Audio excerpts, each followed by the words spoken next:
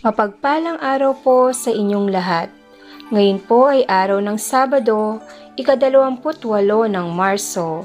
Pakinggan po natin ngayon ang mabuting balita ng Panginoon. Pagbasa mula sa aklat ni Propeta Ezekiel. Ito ang ipinasasabi ng Panginoon. Titipunin ko ang mga Israelita mula sa mga dakong kinatapunan nila upang ibalik sila sa sarili nilang bayan. Sila'y pag-iisahin ko na lamang.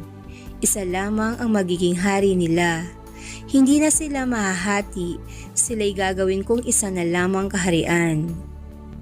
Hindi na sila sasamba sa Diyos-Diyosan, ni gagawa ng kasuklam-suklam ng mga bagay o anumang paglabag. Hindi na sila tatalikod sa akin. Lilinisin ko sila. Sila ang magiging bayan ko at ako ang magiging Diyos nila. Isang tulad ng lingkod kong si David ang magiging hari nila.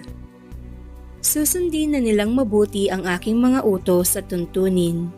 Sila'y doon na maninirahan sa lupaing tinirhan ng kanilang mga ninuno, sa lupaing ibinigay ko kay Jacob.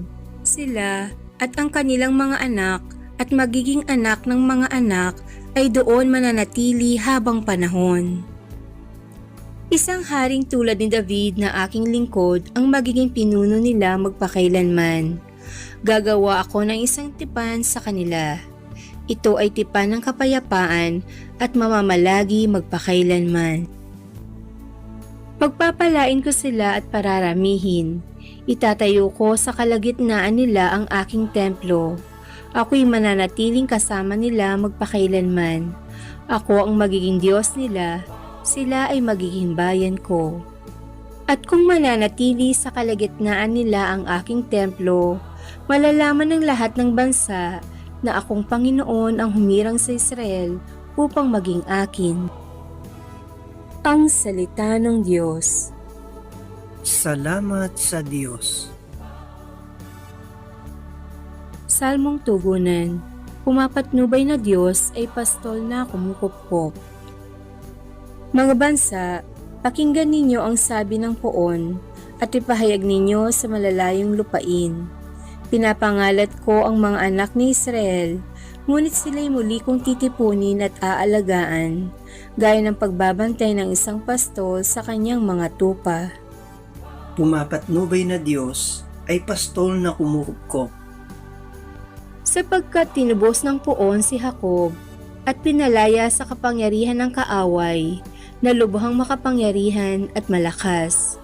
Akyat silang nagsisigawan sa tuwa patungo sa bundok ng Sion, tigib ng kaligayahan dahil sa mga pagpapala ng poon. Pumapatnubay na Diyos ay pastol na kumukupkop. Kung magkagayon, sasayaw sa katuwaan ang mga dalaga, makikigalak pati mga binat at matatanda.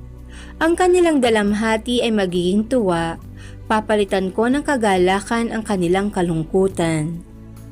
Pumapatnubay na Diyos ay pastol na kumukupkop. Awit pambungad sa mabuting balita. Sabi ng poong mahal, kasamaan ay layuan, kasalan ay pagsisihan, kayo ay magbagong buhay, magbalik loob na tunay. Ang mabuting balita ng Panginoon ayon kay San Juan. Noong panahong iyon, marami sa mga Hudyong dumalaw kay Maria ang nakakita sa ginawa ni Jesus at nanalig sa kaniya. Ngunit ang ilan sa kanila ay pumunta sa mga Pariseo at ibinalita ang ginawa ni Jesus. Kaya't tinipon ng mga punong saserdote at ng mga Pariseo ang mga kagawad ng Sanhedrin. Ano ang gagawin natin? Wika nila. Gumagawa ng maraming kababalaghan ang taong ito. Kung siya'y pababayaan natin, mananampalataya sa kanya ang lahat. Paririto ang mga Romano at wawasakin ang templo at ang ating bansa. Ngunit isa sa kanila, si Caiphas, ang pinakapunong saserdote noon, ay nagsabi ng ganito, "Ano ba kayo? Hindi ba ninyo naiisip na mas mabuti para sa atin na isang tao lamang ang mamatay alang-alang sa bayan, sa halip na mapahamak ang buong bansa?" Sinabi niya ito hindi sa ganang kanyang sarili lamang. Bilang pinakapunong saserdote ng panahong iyon, hinulaan niyang mamamatay si Jesus dahil sa bansa at hindi dahil sa bansang iyon lamang, kundi upang tipunin ang nagkawatak-watak na mga anak ng Diyos. Mula noon, binalangkas na nila kung paano ipapapatay si Jesus. Kaya't hindi na siya hayagang naglakad sa Judea. Sa halip, siya'y nagpunta sa Ephraim, isang bayang malapit sa ilang, at doon siya nanirahang kasama ng kanyang mga alagad. Nalalapit na ang pista ng Paskwa. Maraming tagalalawigang pumunta sa Jerusalem bago magpaskwa upang isagawa ang paglilinis ayon sa kautusan. Hindi nila nakita si Jesus sa templo, kaya't nagtanungan sila, "Ano sa akala ninyo? Paririto kaya sa pista o hindi?" Ipinag-utos ng mga punong saserdote at ng mga Pariseo na ituro ng sino mang nakaalam kung nasaan si Jesus upang siya'y maipadakip nila. Ang mabuting balita ng Panginoon.